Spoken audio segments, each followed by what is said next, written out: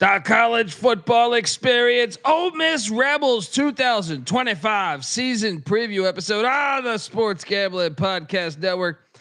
It's brought to you by Underdog Fantasy. Yes, get up to $1,000 deposit match when you sign up at UnderdogFantasy.com with our promo code TCESGPN. And remember, as always, folks, to let it ride. This is Brian Bosworth, a.k.a. The Boz, and you're listening to SGPN. Let it ride, brother. Peace out. Boz out.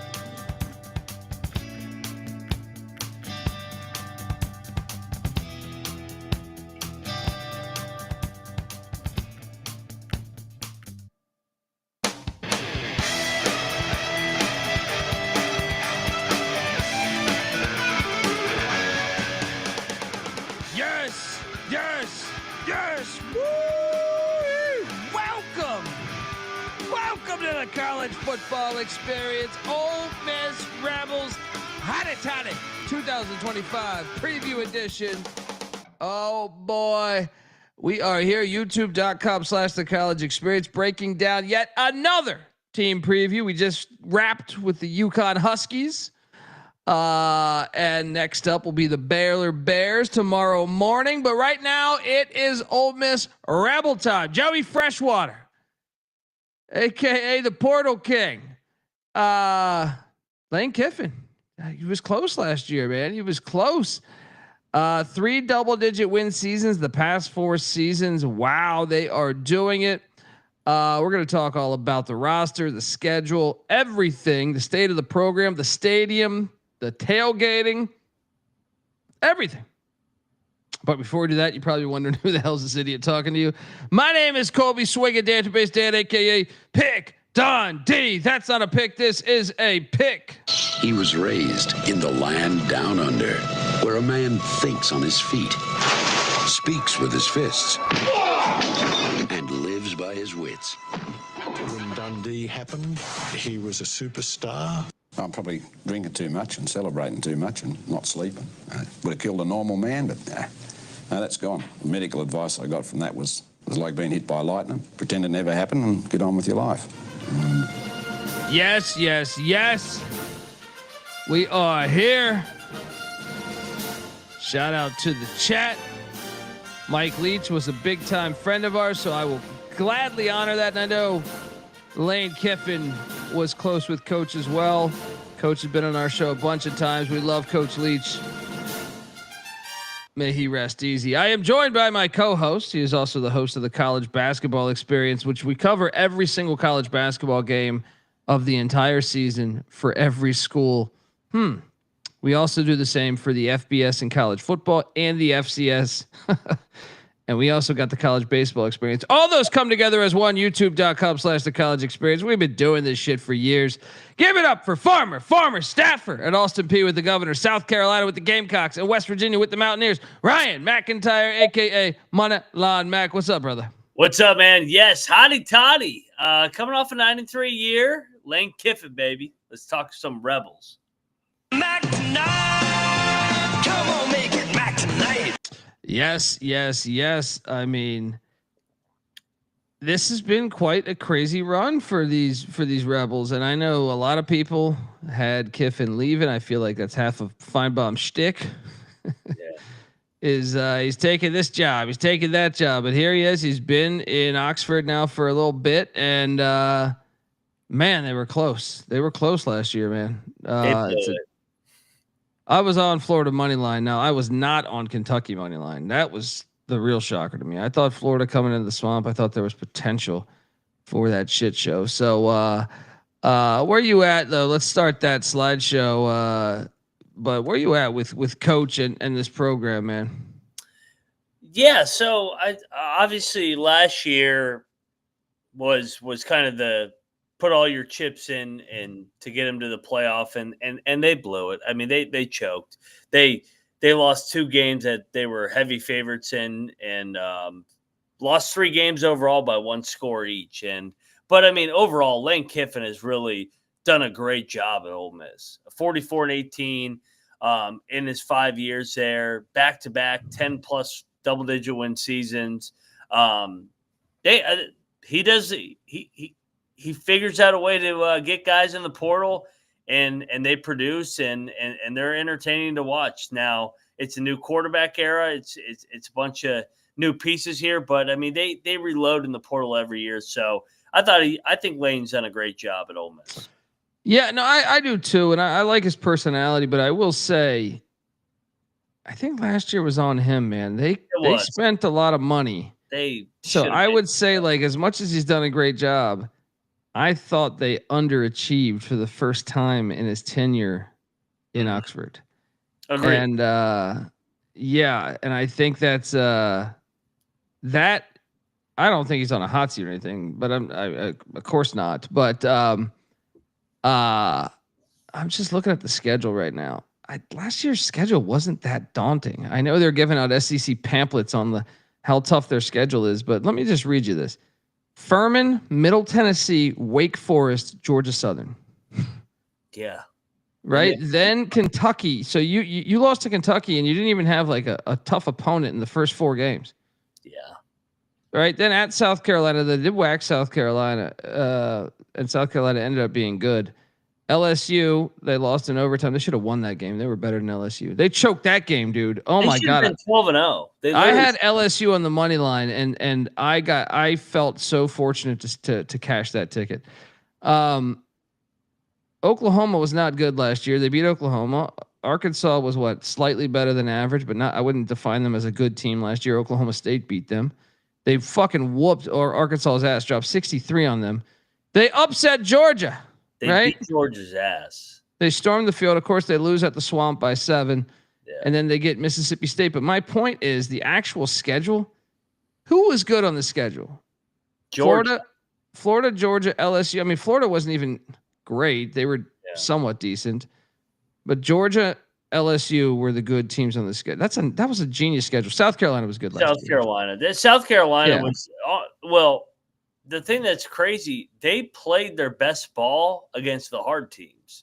It was the letdown spots and then the crazy fiasco choke job in Baton Rouge. But yeah, they blew it. I mean, I think every Ole Miss fan that's watching the show is kicking themselves that they weren't in the college football playoff. That's not a hard schedule though. I looking at that schedule, I'm like I know they made it a case in point of like the whole conference did. And I know like Georgia's schedule was very challenging and a lot of other teams were very scheduled. But when I look at last year's Ole Miss schedule, I'm just like, that's a great schedule. I can't believe you didn't get to the playoffs. Yeah. And I know Lane was outspoken that they should have been they should not have been in the playoff. They lost to Kentucky at home as a 20-point favorite. And Florida wasn't setting the world on fire. Yeah. I'm sorry, Ole Miss. Like, you should not have been in the playoff last year. You blew it. All you got to do is win one of those games. You don't have to win Kentucky and Florida, just win one, and they didn't. They choked. They didn't deserve to be in my opinion. But no way. Like I think Alabama's case is better than Ole Miss in my opinion. Mm-hmm. And I don't even think Alabama should have been in.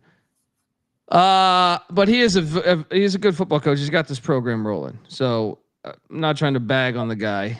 The Portal King is doing a good job in Oxford. But let's talk about this. He's 105 and 52 overall. He was 8-5 and 22, 11-2 and 23, and 10-3 and 24. They lost a lot this past year, but they retained Charlie Weis Jr. as the OC. I know they also have Joe Cox, they say is a co-OC as well. The offense last season was pretty fire. 3rd in scoring offense, 2nd in pass offense, 44th in rush offense, 2nd in total offense. Is some of that fool's gold? What, with the schedule? I'm looking at like, okay, against LSU in overtime, you scored 26. Against Georgia, you scored 28. And against Florida, you scored 17. So like, and South Carolina, you scored 27. So you never scored over 28 points against anybody with a pulse. Scored 76 on Furman.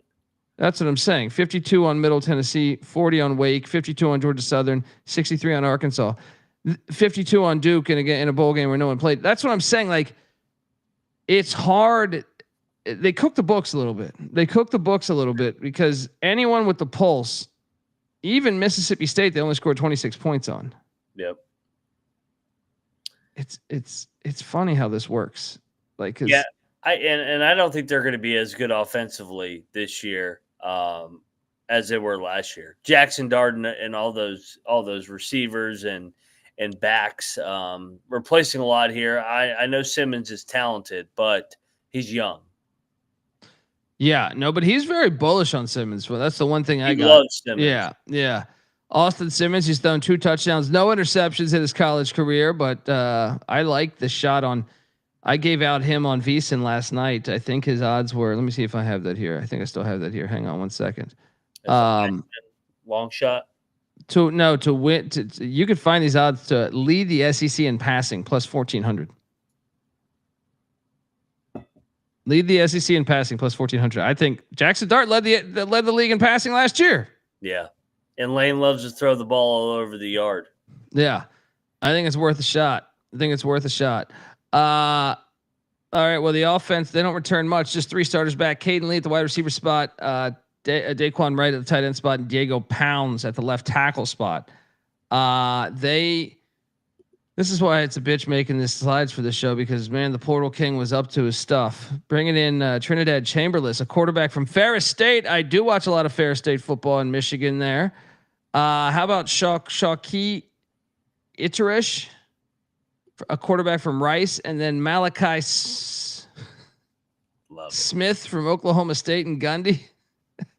Just loading up on quarterbacks that are hard to pronounce. Running backs: K'Wan Lacey coming in from Missouri, Damian Taylor from Troy. Taylor played well at Troy. Jordan Simmons from Akron come in. The receivers: Harrison Wallace from Penn State. They sent him out of there, but watch, he's gonna have a big year, I bet. Traylon Ray from West Virginia. Deshaun Stribling from Oklahoma State. Before that, he was at Washington State and had a really good year. Deuce Alexander from Wake Forest. Caleb Odom from Alabama. And then the tight ends. How about Luke Haas coming in from Arkansas? That guy had a beast year. What? By the way, okay, hold on. We'll talk about something in a second. Trace Bruckler from New Mexico and Bronco Mendenhall coming in at the tight end spot. And the O-line: Terez Davis from Maryland, Percy Lewis from Auburn, Patrick Kutas from Arkansas, Delano Townsend from UAB, and PJ Wilkins from Charlotte, all on the offensive line.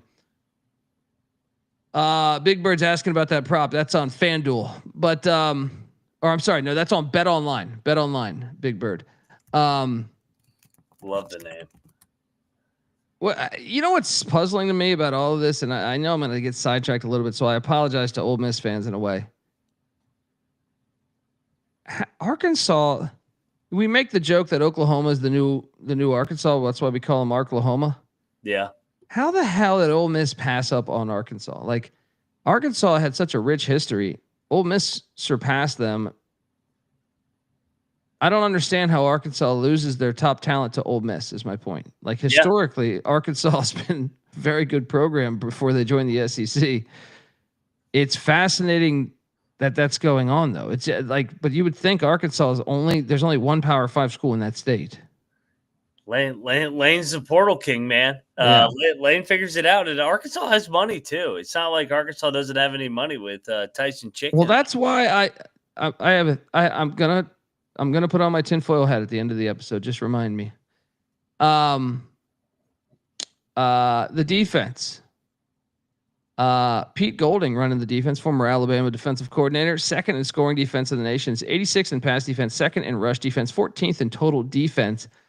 They return nobody. Just 2 linebackers. How do I pronounce that? Suntarine Perkins. Yep. Suntarine Perkins. TJ Daugherty. And the Portal King was at it again, bringing in defensive lineman Umalayan from Nebraska, Womack from LSU, linebacker Andrew Jones from Grambling, Jordan Yates from Marshall, defensive backs Ricky Fletcher from South Alabama, Jalen Braxton from Arkansas, another Arkansas guy, Tavoy Fegan from Clemson, and Antonio Kite from Auburn. I mean, I am going to say slight regression, but I have no idea. It's possible they were around the same. I'm going to say slight regression. They lost a lot on the D line. I'm going to say they're somewhere between 25 and 40. I think I would tend to agree because, I mean, what good offense did they play last year outside of LSU? Georgia wasn't very good offensively last year. Yeah, I'm with you. I think they take a step back defensively. Despite, I mean, they added a lot of talent in the portal. They do it year in and year out. But got to see it. Got to see it translate here. Yeah. Let's talk about state of the program and go through the schedule. But before we do that, I want to let you know you are listening to the College Football Experience, part of the Sports Gambling Podcast Network. And the Sports Gambling Podcast is doing another pack break with DAPS Tuesday night, 7 p.m. Pacific. Get your team now. These teams will sell out. Trust me. Go to sportsgamblingpodcast.com/break and use the promo code SGPN for 10% off. sportsgamblingpodcast.com/break. And remember, as always, folks, to let it ride. We're also brought to you by mybookie.ag. Yes, MyBookie's your place to bet on every single sport, including all the summer sports. I lost money on the Toronto Argonauts tonight. Those pricks blew a big lead, right? WNBA, MLB. I mean, WNBA, people are betting on the dildo colors. I might be one of them. Fucking turquoise. Anyway, golf, racing, tennis. Hell, I mean, I'll bet a game of marbles. Marble racing. Sometimes I get bored. Wake up in the middle. I have a 1-year-old son. Just wake up in the middle of the night. I'm like, what the hell can I bet on? Oh, there are some kids in India betting on marble races. Let me get on the action. It's all available on MyBookie. And of course, college football futures, college basketball futures, all that stuff. MyBookie accepts customers from a ton of locations as well. You can easily deposit, get lightning fast payouts using crypto. So head on over to mybookie.ag. And when you do, use our promo code TCESGPN for 100% deposit match up to $1,000. Terms and conditions apply. Of course, that's mybookie.ag. Promo code TCESGPN. We're also brought to you by Rhythm. Yes, Rhythm's power trends are now called smart signals. And these are AI detected patterns where Rhythm's model has consistently won and has a very high ROI. Think like a strikeout prop that wins 59% of the time when the line and win probability hit a certain range. Smart signals are updated daily and exclusive to Rhythm and Rhythm only. No touts, no noise, just clean data back bets, baby. And the MLB smart signals are crushing it. Mike Trout and Giancarlo Stanton are a combined 14-0 on smart signals, recommending their unders. Unbelievable. And even the WNBA smart signals, 97-65 in July with a 15.64% ROI. Whew. Download the Rhythm app, check out smart signals, and start betting smarter. You know damn well we will be. Get your free 7-day trial period today, sportsgamblingpodcast.com/rhythm. That's RITHMM. That's sportsgamblingpodcast.com/rhythm. All right. That's a good idea there, Cannabis Capper. State of the program though, man, is we do this for every school. We talk about the stadium, we talk about the coaching staff. We think Kiffin, Golding, Weis Jr. doing a solid job. The Portal King back up to it again. But some of it also, that's part of what we do here on State of the Program is you talk about all that. The stadium is Vaught Hemingway Stadium, which is 110 years young. This thing's pretty fire. They've done a great job with this, by the way, over the years. They like to party down there. Oh yeah, they know how to throw them back. I got Patty C's got a brother that went to Ole Miss and debauchery, man. Jump down there, go hang out, debauchery. The stadium, though, man, I want to show you what I mean. It's come a long way. Look at that shot. It's fucking gorgeous, right? They do college football right, as they should. Storm the damn field. Greg Sankey and his bullshit he keeps spewing. Look at him on the goalpost. Yeah, and they should always storm. The year before they did with LSU. This was the Georgia one. Yeah. They should always storm. Look, let's talk about this for a second because I think I want to emphasize this more on the SEC pods. You pay a crazy tuition to go to school. Your textbooks are jacked up. You ever I can attest to this. You buy a textbook for like $400 and you go to your class first day and your professor's like, "Hey, I'm not going to use that textbook. I have my own pamphlet that he hands out." That's happened to me multiple times, right? And then you try to sell that textbook back to the store. You've never cracked the textbook. And they're like, "Yeah, that'll be $25. I'm like, "I just bought it. Yes, I bought it. I have the receipt. I bought it for $400 like a week ago." "Yeah, I know, but that's $25. Right? I just read an article about the Tennessee fan that's been having tickets there forever, and he's getting basically out, pushed out the way. Yeah. Fuck off, Greg Sankey. This is your right. If you go to college, you pay crazy shit for this experience. This is your one shining moment where you can have a memory. I don't even remember, like, people don't even remember like graduation day that much, but you remember storming the field against Georgia. Yes, that's what I'm saying. Like, he is so in the wrong. I know he keeps upping the ante. Fuck off, dude. I know you're a former Syracuse grad with you and Bob Costas and your pink eye, and you can't say the word Redskins, right? Fuck off. All right. You should always storm the field on a big upset. I don't care. Like, dude, I stormed at ECU. I stormed at random games I went to a San Diego State basketball game when Dutcher was building that thing, when they took on Musselman in Nevada, and they pulled off a huge upset as like a 11-point dog, and we stormed the court, right? I didn't even go to San. I'm just there to watch the game, right? Storm, baby. It should be. It's part of the experience. This is why it's not the NFL. We don't want it to be the NFL. We don't want it to be the NFL. You should storm on a big upset, and you'll have that memory for the rest of your life. I really think we've lost our minds. Like, and for Sankey to keep emphasizing this, and it all started with that Tennessee-Alabama game where Tennessee took that goalpost down to the river, which is fucking iconic. There's T-shirts in our store. There's T-shirts everywhere around them. Take me to the river, right? And Alabama's little bitch-ass AD sits there and says, "This is not right for the sport." And then Sankey gives it validity by backing it up. No, storm the field. Thank you, Oxford. Storm it, baby. Yeah, thank you, Oxford. You did it last year. You did it the year before against LSU. Do it again this year if you pull off the big upset. The stadium's fire. I give it a 9 of 10. And look, it's come a long way, man. This is what I mean. What's great about college sports, and it's what the NFL just sells. It sells the average person on this. Hey, every 20 years we need a new stadium. Shut the fuck up. You don't, right? And we're going to have the taxpayers pay for it too, because we provide jobs, right? Look at what this stadium was. It's not even that far back, by the way. And check out the Grove. If you go to, I mean, how great is the Grove, man?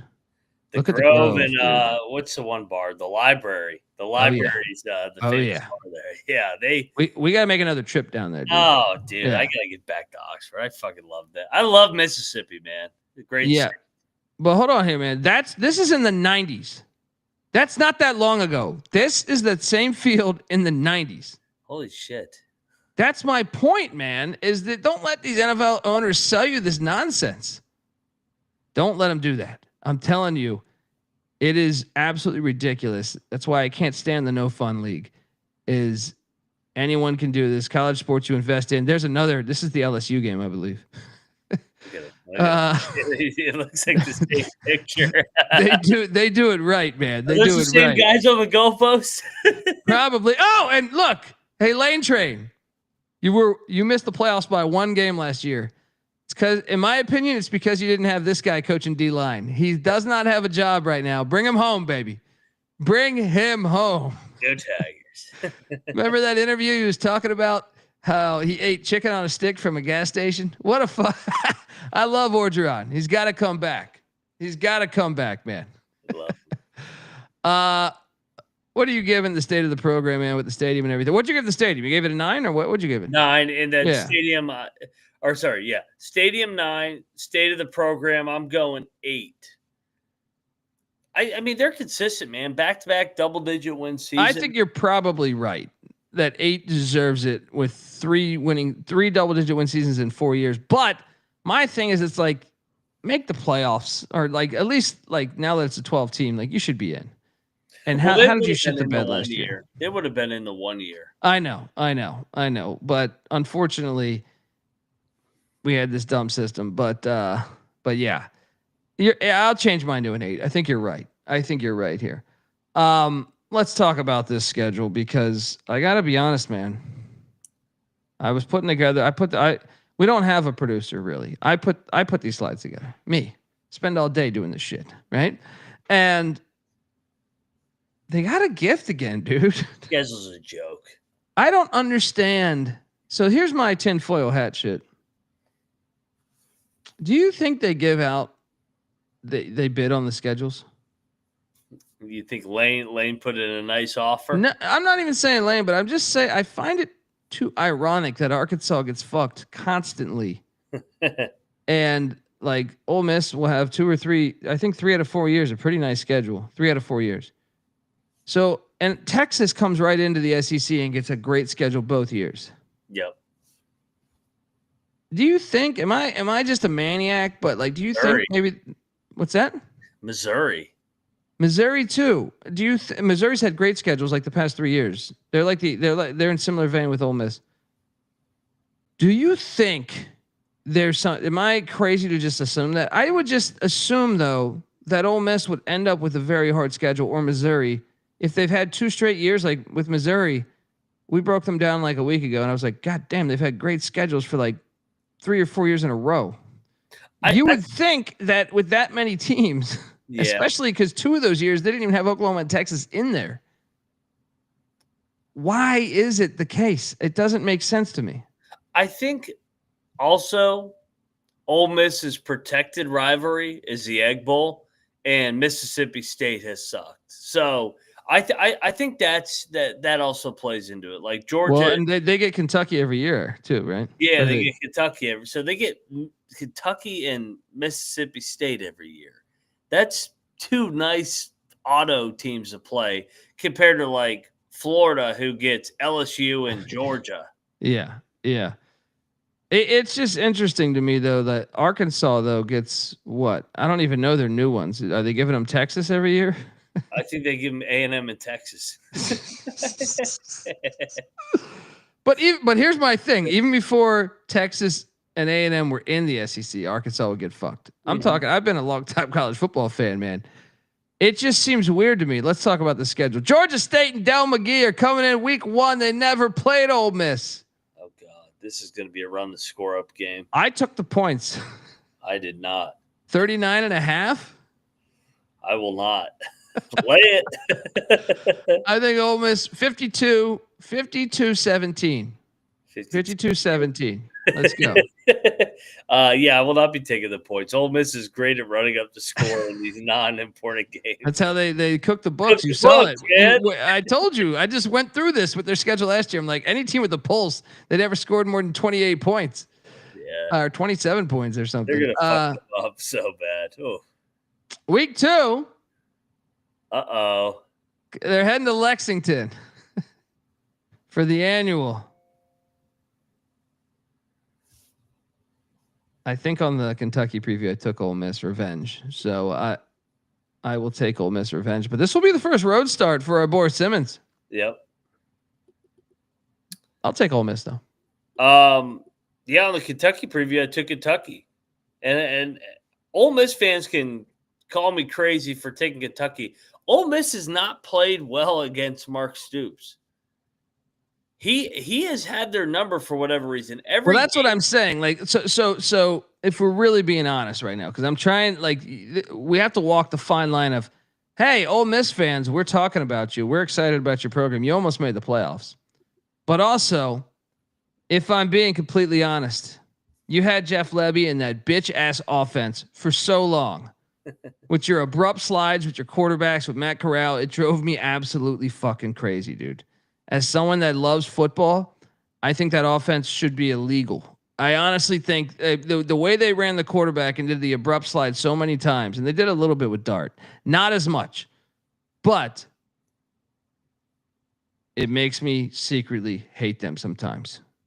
All I want is, and then the fake injuries. They put a new rule in this year for the fake injuries. Yeah, the Ole Miss rule. But they are, like, historically, they're kind of like, to me, under Lane Kiffin, they're kind of a finesse little bitch team. But sometimes that works. So, I mean, look, Oregon's made the national championship being a finesse little bitch team. So I'm taking Ole Miss to win this game, though, because I don't know what the heck Kentucky has. Zach Calzada? I'm sticking with Kentucky, man. Kentucky's going to pull the upset back-to-back years. First road start for Simmons. Yeah, give me Kentucky. That's an interesting point, though. Then week 3, Arkansas. Sam Pulled Pork Pittman and Road Rash Face, a.k.a. Bobby Petrino, coming in town. Oh, they could get him. This game was awesome. What was it, 2 or 3 years ago? Remember that overtime game? Oh yeah, It was like 59-58. That game was fucking crazy. I'll take Ole Miss here, 3-0. 2-1 for me. Yep. Then Tulane Green Wave are coming into town. I think Tulane's due for regression. A lot of their team left.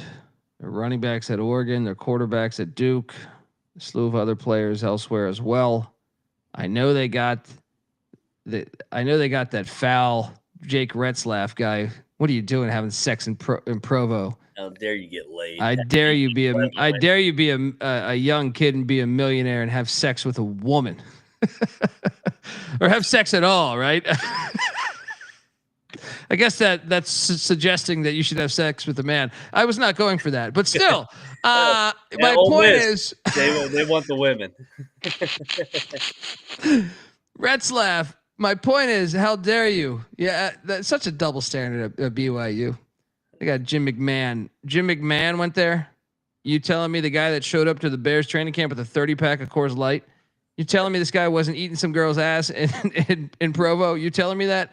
I'm not buying that. And Jimmy Mack's been on the show, and I know that shit ain't true, by the way. I could call him right now and prove that.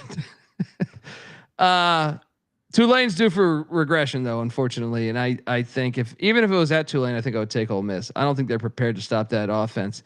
So give me Ole Miss and that fire-ass logo they got. Yeah, let's go. I love this mascot for Ole Miss. Yeah, I love both these. Both these mascots are great. Yes. Yeah. Yeah, man. I mean, I'm high on Summerall as a coach, but I think it's going to take a minute here this year. Yeah, Ole Miss 3-1. 4-0. Then they are hosting LSU and Brian Kelly and his family. It's Magnolia Bowl, baby. This game was awesome 2 years ago. Even last year was a wild game. LSU 2 years. Had no business winning the game. Yeah. Well, LSU probably should have won in Oxford 2 years ago. I agree. Yeah. Who does Ole Miss have, or who does LSU have prior? Do you know that? And prior and after, they have Florida like early this year. Is it Florida? I think they're coming off Florida. Those Florida LSU games are fucking wild. Oh, I know. And it's a prime time game. Yeah. LSU's no, wait, they're off SELA and they have South Carolina on deck. Oh, okay, that's different. But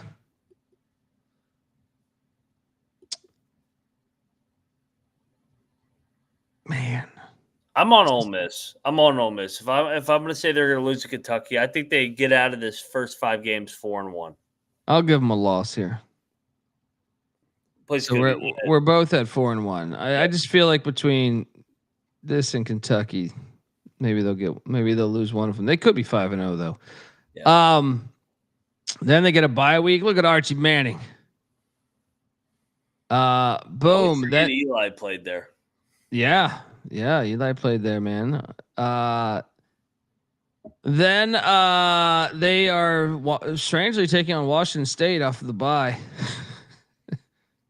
Washington State breaking in new head coach Jimmy Rogers. Their team's they're basically taking on FCS right now. South Dakota State is now Washington State. Love it. I'll take Ole Miss to rebound against Wazoo. Was it 5-1? 5-1, baby. Shout out to R. Wright giving us $20, man. That's really nice, man. Appreciate you. YouTube.com/The College Experience. And yes, Mac is doing football all year. He is until they kick me off. Yeah, he's Mackie C from now on. All right. I'm trying to fill the big shoes of Patty C. Cheers, Patty C. Wherever. Yeah, that's our guy, man. Patty C's got an open invite anytime. He allegedly he's going to be on some shows in the fall. We'll see. After Wazoo, we have another big guest in the works too. You guys will have to stay tuned. That's true. That is true. So after you haven't beaten Wazoo, correct? Yeah. 5-1. Well, then they head to Athens, Georgia, and I guarantee that they lose this game because they stormed on Georgia last year, and Kirby Smart is the type of guy. I guarantee you he sleeps next to his wife, and in between him and his wife is a newspaper clipping from Ole Miss storming the field, and he wakes up in the middle of the night and says, "There's third 14, backside blitz. What the fuck, backside blitz?" Right? Look, they're winning this game. They're winning this game. Like Georgia, I will bet the house on Georgia to get this done. They're gonna kill them.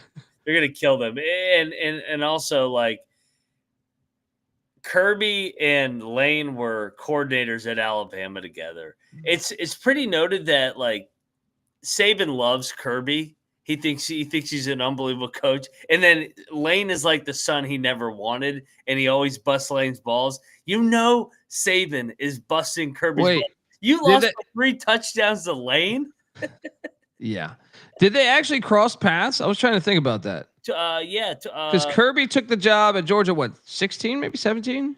Yeah, Lane was offensive coordinator at Alabama from 14 to 16. Okay. So they were there. Yeah. I mean, they competed against each other, and Saban would talk about how Lane would go out of his way to fuck up the practices, just trying to do wild shit with his offense, and it would drive Saban insane. And you knew it would drive Kirby insane on the defensive side. Classic Lane. Yeah, classic Lane. We love Lane. He's good for college football, man. So, shout out to Dilly Daggers giving us $5. Appreciate y'all for the previews. As always, storm the damn field. I mean, it's crazy that we have to defend that. Like, we've reached that point where it's like, what? You know what I mean? Like, our society's so fucked up right now. I just thought that was like an automatic rule of college sports. Like, that's why we like college sports. We like it because of its intimacy. You know what I mean? Like, yeah, it's crazy to me. It's absolutely crazy. Anyway, yeah, I have them losing at Georgia. Coming off that, though, they head to Oklahoma. And this is the one I think we should talk about. What's Oklahoma off? This is the one where this is why Ole Miss's schedule could be a breeze, or it could actually be challenging. Because this game, it really depends if Oklahoma's any good. It really depends if Brent Venables is even coaching this game. Because if he gets blown out by Texas in the shootout, then it might be a horrible year for Oklahoma. They are a mystery team. I mean, we think last time we saw them, last time they played a game, Navy beat them, right? Yeah. So I have no idea. Norman is historically a very hard place to win, but you know what? Oklahoma is now Arklahoma, and things have changed. So I think I took Oklahoma here.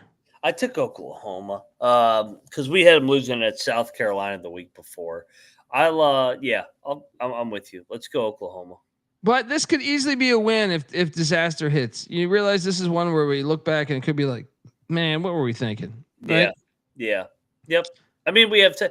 Hey, these are preseason predictions on August the 9th. We'll have a lot. Well, there's like 20 teams in college football that are true mystery teams, and I feel like Oklahoma is one of them. Yeah.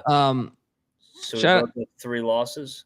3 losses right now. Shout out to Jacob Thiessen, by the way. Good job on the Illinois preview. Season ticket holder here. I'm real high on the team this year. Let's go. Let's go, Illini. Just like Ole Miss fans, this is what's great about going to 12 teams, man. Is like, can you imagine? Can you imagine Ole Miss or Illinois hosting a playoff game? It would be fucking incredible for the sport, man. Showcase the Grove. You showcase the Vault. Yeah, I'm gonna go 3 losses, but this is easily be 2. Like, I don't know what the fuck Oklahoma's gonna look like here. They come off of Oklahoma and they're hosting South Carolina. This is a win. I'm not very high on South Carolina. If anything, I bet the under on South Carolina already with a pretty large wager. So Ole Miss jumps back on the winning side of things here right next. How about you? Agree. 6-3 for me. They handled them last year. I think they'll handle them in Oxford this year. Then off of that, they are playing the Citadel. Do not adjust your computer screens. There you go. Yeah, make sure you put that in your goddamn pamphlet. Man, I wish the Citadel was Mike Houston's Citadel. Because this year's Citadel's not that good. I mean, the past couple of years, Citadel's been like a 1-win team, a 2-win team in the SoCon. It just means more here. This is a ridiculous game. Is this in the pamphlet they gave out in Strength of Schedule? Yeah. Did they give this one out in there? After the Citadel, they are taking on the Florida Gators, and I have them beating the Florida Gators. Actually, on the Florida Gator preview, I was convinced by our SGPN doc. Shout out to SGPN doc, Sebastian, where I basically said between Ole Miss and another game. What game was it? It was something early on. Miami, I think. I said maybe Florida will get one game that I'm not seeing. So I gave them one more game. But if I'm breaking it down game by game, I have Ole Miss beating Florida in Oxford because I don't think Billy Napier will be coaching this game. So there's that. Give me another win. Yeah, I'm on Ole Miss. The Florida hype has gone a little bit too far this offseason. Mike was already dinged up. Yeah, Ole Miss revenge here. They ended their season. I think Ole Miss gets them here. Let's go. Yeah. What do you think of this old Florida logo? They got to lean into this shit more. Yeah, bring back the orange man. Dude, that is a fire ass logo, man. That's a logo from like the 40s or the 50s. They should have a helmet with that logo on it. Just to switch it up every once in a while. And then you get a bye week. Look at Jeremiah Masoli, who's still playing in the CFL, by the way. Saw him on the, what is he on right now? He's on one of these teams, BC Lions, I think. And then you have a bye week before maybe my favorite. And look, there's so many things happening every day. I know I sound like the old man, get off my lawn, but I will gladly own that. No, but this is bullshit. It's still not on Thanksgiving. These pricks. Hey, Sankey, we already have issues with your bullshit storm the field. And you're a Syracuse guy. That's how I know I can't trust you, right? and now we're putting the Egg Bowl on Fridays and Saturdays. This should be on Thanksgiving every year. Why fuck with that formula? As you see, Ole Miss has a bye week. So who cares if it's on Thursday, Friday, or Saturday? No shit. Why is this not on Thanksgiving? What's on Thanksgiving this year? It's like last year they didn't do it. Last year was the first year in like forever they didn't put the Egg Bowl on Thanksgiving. See, once we were, actually, I know we had fucked up things. You're always going to have fucked up things going on. But at one point we had Texas A&M going on Thanksgiving. And then that led into the Egg Bowl. And life was pretty fucking awesome. Instead, I have to watch some nonsense Detroit Lions stuff that I don't like. I don't like the No Fun League. I want the Egg Bowl. Last year was Tulane Memphis. No, thank you. Shit, they used to play the Brawl on Thanksgiving. Dude, they got to get, what are we doing? Stop catering to the NFL. Stop trying, they want to be the NFL. Just play the game. Play the game where it's supposed to be. Play the game where it's supposed to be. Good God. It's like these fucking TV execs come in, and that's the reason why we have Rutgers playing UCLA in a conference game. Why fuck with the formula that has been there forever? Forever. Part of the reason why we love college football is the Egg Bowl on Thursdays for Thanksgiving. It's who are you taking in this game though? This is tricky. When we get there, I'll be on Hail State with the points. I'll definitely take the points, but yeah, I'll take. I got to see Levy's team. I mean, because John Gruden's already auditioning for an SEC job. Maybe it's Mississippi State. I saw that. I go, yeah, let's get Chucky in the SEC, baby. I'm on Hottie Toddy to win. 3 straight in this rivalry, 9-3. Same record as last year. I got him 9-3 too. Dilly Daggers. I need that SGP story soon. What are you talking about, buddy? I don't know what you're talking about. I'm at 9-3 as well. The win total is 8.5. Honestly, if you're an Ole Miss fan, you should be taking the plus 2,100 to win the SEC because there is a path. There's a total path. The schedule is the schedule. That's what I wonder. How can it be this many years in a row you get a nice schedule like this? Maybe there's some validity to the points that you said, where they get Kentucky and Mississippi State every year. But that also doesn't. They get Arkansas and South Carolina. How many teams had winning records last year? South Carolina did, but they're not going to consistently be that good, right? To me, this schedule has potential to be incredible. Imagine if Billy Napier and Brent Venables aren't coaching those teams. They only have one game that they're going to be a pretty decent sized underdog in? Georgia. I mean, Georgia and LSU are very hard games, but I'm just saying, like, Oklahoma has, but they didn't have a winning record last year. Yeah. They might not even be like, they might be in quit mode when you play them because their coach might be fired.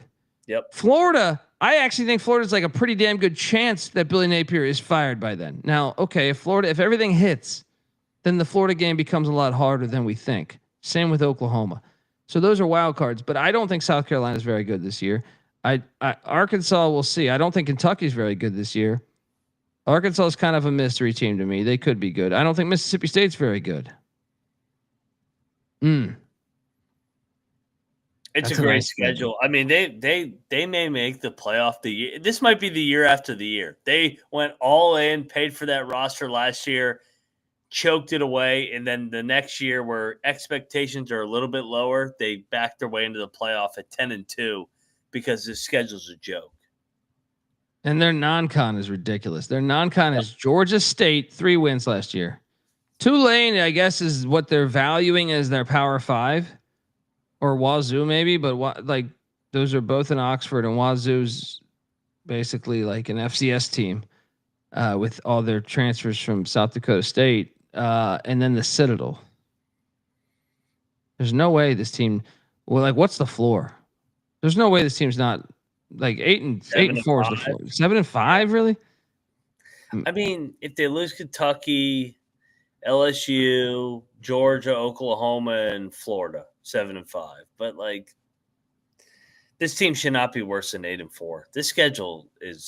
This might be the best SEC schedule I've seen. Missouri's is probably easier because Missouri doesn't have an away game until October 20th. Yeah. But that's why I put my tinfoil hat on and I say, are the SEC cooking the books for the mid-level teams to try to get them in the playoffs? No disrespect, Ole Miss fans, but I'm just saying, Missouri, I don't think is very good. I think Ole Miss is better than Missouri, but Missouri's had like 3 very easy schedules in a row. I don't understand how it's that probable. You know what I mean? Like, it's almost like the NBA draft lottery. Like, I grew up a Washington Bullets fan, and every year they had the worst record in the league, or at least one of the top 2 worst records in the league. And you end up with the 6th or 7th pick every year, and you're like, it's a lottery. But at some point, you start to realize this is bullshit, because you're like, the odds are so in your favor. This is impossible that it would be this ridiculous year after year. This schedule's great. Ole Miss to the playoffs. This is the year, right? What's their playoff odds? Plus 320, which is it better to take, or no, plus 200, not 320. What am I thinking? I think it's better. I think it's better to take the playoff because I don't think they're tough enough to win an SEC championship in Atlanta against Georgia or Alabama potentially. Yeah, and I'm with Dilly Daggers here. The ceiling is 11-1. It is. This hold on, dude. Imagine this happens, man. They beat LSU the last time they were in Oxford. They almost beat. They probably should have beat them last year in Baton Rouge. They might just have their number. So imagine Kentucky's trash. Imagine Arkansas is Arkansas and they're 5-7 or 6-6 like they are every year, right? So they're out the gate. They're what is that? That's 6-0. They lose to Georgia, but then they play Oklahoma, and Venables is already gone because the Red River Shootout gets out of hand, right? And they fire Venables. So they go into Norman and get that dub, 7-1. South Carolina is not as good as we think that. Like I bet the under. I don't think they're going to be that good this year. I think they'll be like 6-6. So that's a win in Oxford. 8-1. Citadel 9-1, and Billy Napier's gone out of Florida, right? You've seen Florida quit when Mullen left. When Mullen lost to Missouri and they fired him, that team quit. So it's kind of a normal thing in this day and age. You get that, and then boom, you got the Egg Bowl, and you got a 3-win Mississippi State team. This is a genius fucking schedule. They could easily go 11-1. They should go 10-2. I mean, yeah, but I think they could beat LSU. Yeah, no, I'm just saying between Oklahoma and LSU, and Florida, let's say they drop one of those. They should go 10-2. This schedule is nice. I want to see a playoff game at the Grove and at the Vault. I think that would be fucking fire. Yeah. Have them hosting a playoff game. Yeah, I can't find any reason to get on the under. Honestly, I know we said 7-5, but I just don't think so. Do you want to lock the over? I mean, so for what is it? We got to go 8-4. I mean, what would the losses be? They only have 4 away games. I know. It's a joke. So they would like what the losses would be. They just lose one game at home to LSU or Florida. Yeah. And then they lose Georgia, Oklahoma, and either Mississippi State or Oklahoma or Mississippi State or Kentucky. Hey, you know what could happen? They could be sitting there at 9-2 to end the year, and then they lose the Egg Bowl to go 9-3. That really could happen in Stark Vegas. But I see the point in I'm not a Big Ten guy with they were such little bitches during COVID, but I see their point in saying you guys got to play 9 games because I'm like, this is a pretty damn nice path. Yeah. And I'm not trying to be a dick to the Ole Miss fans listening to this. I think Kiffin's done a great job with the program, but I honestly think if you gave this schedule to some, I think someone said that you give that schedule to some teams that no one want to trade schedules. I disagree. I think a lot of people would take this schedule. This in Missouri. Now there are some in the SEC where you look at and you're like, good, like Florida's. Yeah. You look at Florida's and you're like, oh my God. Right. But this right here, I think a lot of teams would trade. Yep. I think, just off the top of my head, Wisconsin would give this, would love this schedule compared to what they have. Yep. So yeah, I don't know. I don't know what the hell they're talking about. I'm on the over. Let's lock it. Let's go. Lock it in. What? Like the only way we lose out on this is like if Simmons goes down, right? I think so. It would have to be another choke job for them. What a runway, by the way. Imagine you're a quarterback that's never started on in general. You've never started, right?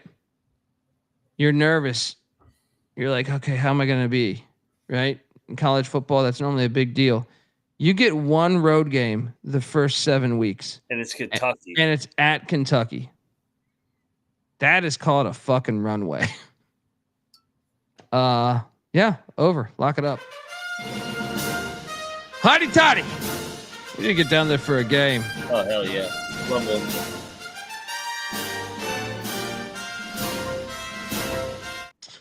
All right, folks. We will be back tomorrow morning tomorrow at noon Eastern morning if you're on the West. With the Baylor Bears season preview. I have a nice slideshow honoring the history of Ole Miss Rebel football on the way out. Appreciate all the people tuning in. Yeah, let's go.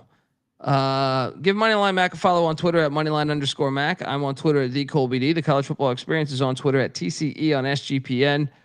And look, before I start this slideshow and we leave, I think some of the people say, well, who's after Baylor? After Baylor, tomorrow we're trying to do a lot. After Baylor is the Tulane Green Wave. Then the Auburn Tigers and Hughes Strip Club Freeze, which the boys in Oxford know a little bit about. Yeah.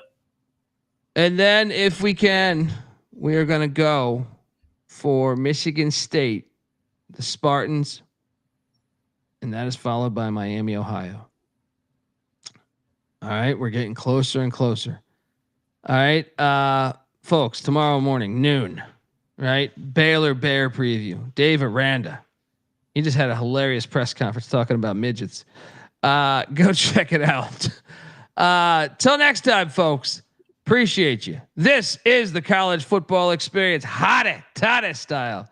You better start thinking about yours. And we out of here. Mailbox 1, 7. We just did UConn earlier tonight.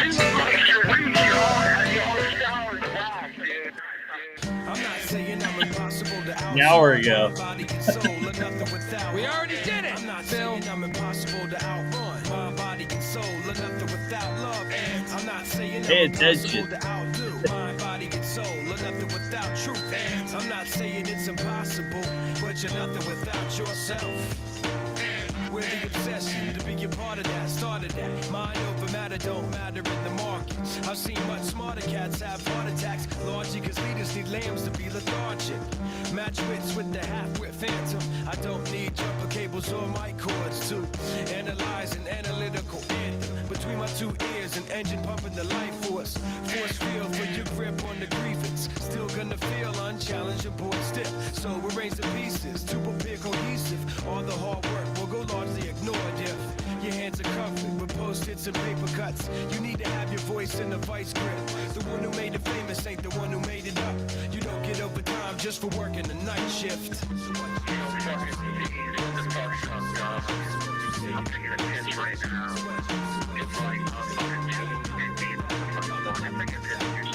I'm not saying I'm impossible to outsmart. Mind, body, and soul, or nothing without heart. And I'm not saying I'm impossible to outrun. Mind, body, and soul, or nothing without love. And I'm not saying I'm impossible to outdo. Mind, body, and soul, or nothing without truth. And I'm not saying it's impossible, but you're nothing without yourself.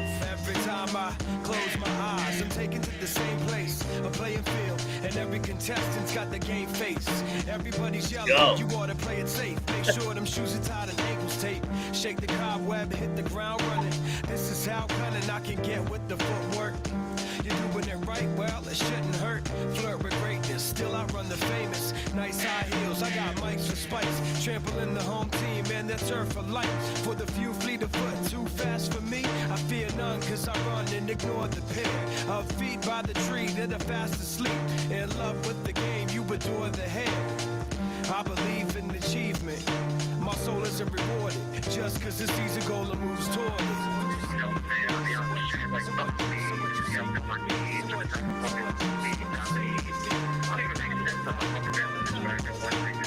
I'm not saying I'm impossible to outsmart. Mind, body, and soul, or nothing without heart. And I'm not saying I'm impossible to outrun. Mind, body, and soul, or nothing without love. And I'm not saying I'm impossible to outdo. Mind, body, and soul, or nothing without truth. And I'm not saying it's impossible, but you're nothing without yourself. Conspiracy theories, gotta love them clearly. Nothing's more entertaining than entertaining a query. Just the words of the wise and the weary. Recognize the authors of reality and theory. Theoretically, I could have won Scribble Jam. In reality, I lost to a legend. Theoretically, I'm best friends with Uncle Sam. In reality, I've never even met him. Now one day my potential may become reputation. Until then, I'm still a work in progress. I suggest you question what I'm saying. If anything, to become familiar with the process. My agenda may suit your needs. When I say your Bill of Rights has been ripped to shreds, but if it defends what you believe, hold dear to your truths and scream fuck seeds.